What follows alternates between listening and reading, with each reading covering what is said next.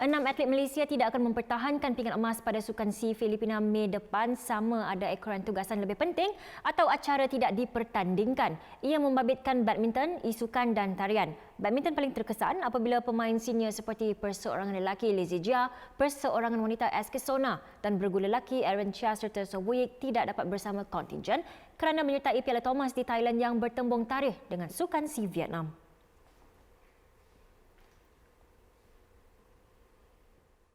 Untuk target yang dapat pinggat itu kita ada tengok kita punya dua beregu campuran ya.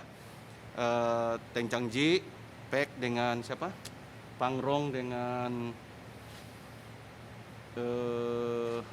Isi ya. Dan kita tengok juga kita ada punya Man dan Tai Kyo Woon ya. Kita mengharapkan dia juga bisa deliver pinggat ya. Jadi ada beberapa juga di beregu wanita juga ya, kita harapkan juga dia akan bisa bawa pinggat. Temasya sukan yang lalu kita dapat satu pinggat emas dalam cara breaking. Tapi malangnya kali ini dalam dance sport diorang pihak host country dari Vietnam diorang tak masukkan acara breaking, cuma Latin dengan standard saja. So dalam acara Latin dengan standard kita ada total 12 event yang kita boleh ambil lah.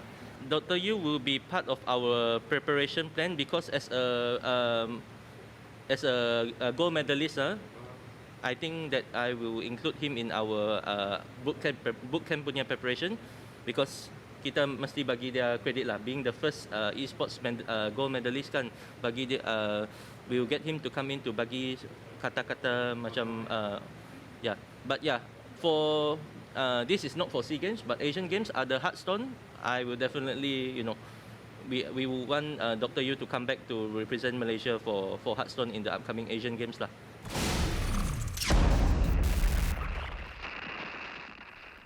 Okey, untuk mengupas dengan lebih lanjut lagi tentang persiapan untuk kesukan C, kita bersama dengan wartawan Nadi Arina Bazli Azmi.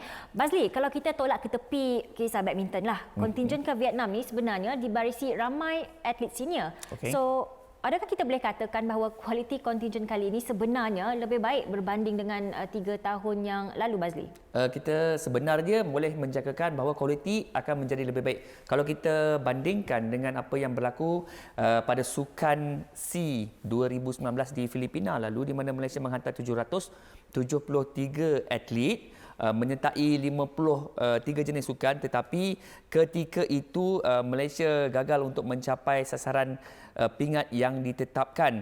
Dalam konteks ini, apa yang saya dapat buat perbandingan ialah bagaimana Majlis Olimpik Malaysia yang sebelum ini merancang untuk menghantar juara-juara sukma untuk mewakili negara pada Sukan C kali ini, tetapi perkara itu tidak dapat dilakukan kerana sukma belum dapat dilangsungkan ekoran pandemik COVID-19.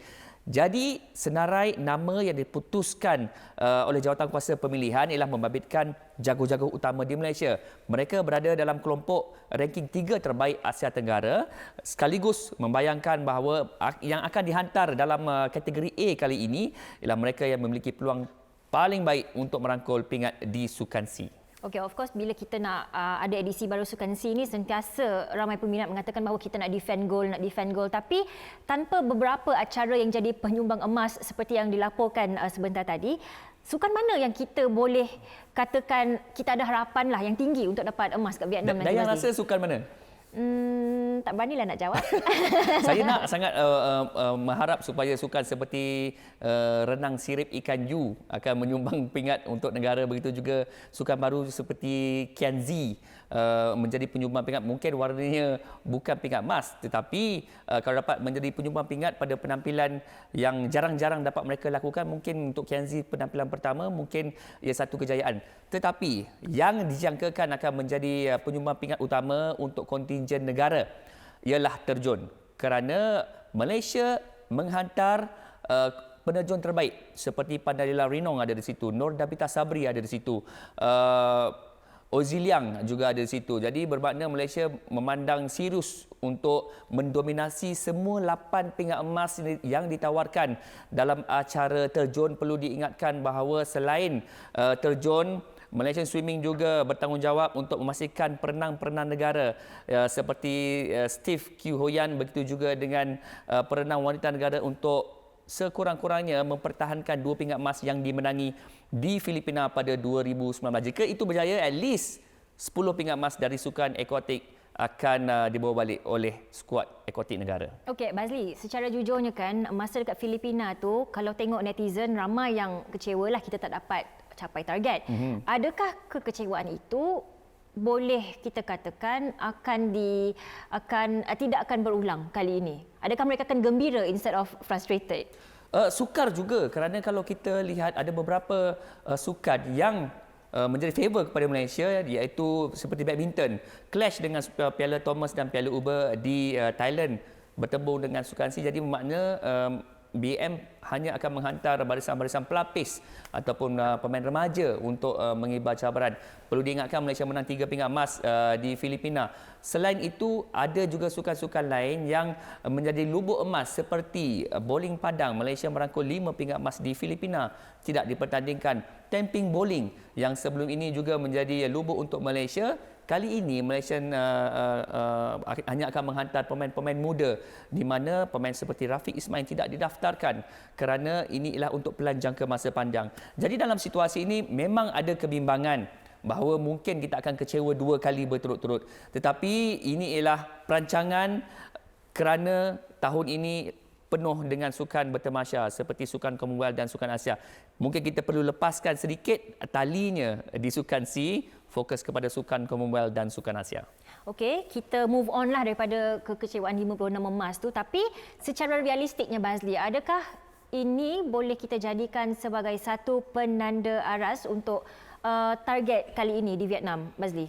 Okey, kalau kita buat perbandingan pada Filipina 2019, Malaysia merangkul 56 emas, gagal untuk mencapai sasaran 70 pingat emas. Saya sempat bercakap dengan beberapa pegawai utama sebentar tadi, di mana mereka mengatakan bahawa penanda arasnya akan diturunkan. Mungkin di Filipina terlalu memandang tinggi, terlalu ambitious untuk merangkul satu pencapaian sebenarnya boleh dilakukan, tetapi perancangan tidak begitu baik ketika itu. Tapi kali ini, kalau rendahkan sedikit sasaran pingat emas itu seperti yang dimahukan oleh Chef Dimission Malaysia sebentar tadi, beliau mahu Malaysia ada sasaran pingat untuk pergi berjuang di Vietnam nanti, cuma perlu rendahkan sedikit. Kalau 70 pingat emas, saya yakin Malaysia tak akan dapat mencapainya kali ini. So, kepada netizen-netizen di luar sana, kita kena bersikap realistik. Okey, Bazli, terima kasih atas perkongsian anda.